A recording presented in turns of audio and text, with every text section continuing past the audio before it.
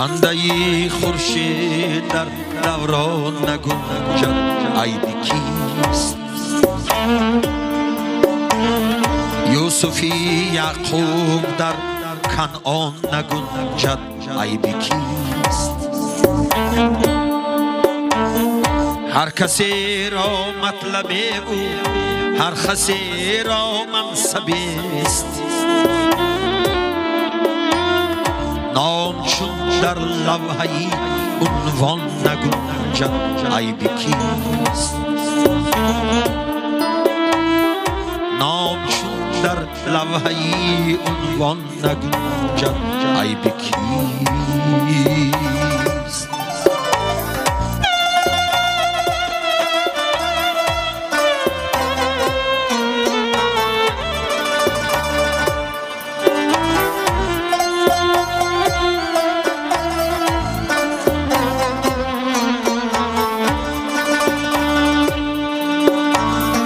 دوست را هر کس به قدری دوست داری دوست داشت،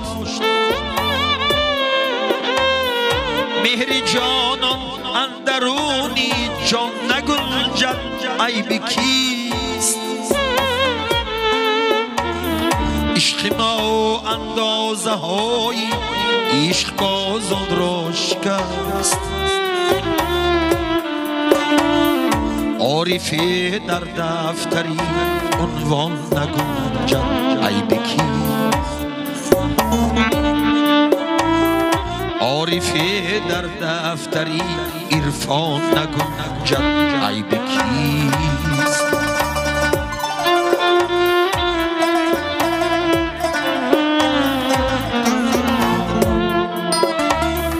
گیرمانی ملک خواهان گیرمانی مورهاست، بردری تنگه که داری دم نگنجد عیب کیست؟ آذرش این زندگی قانونی نابین بیشته است،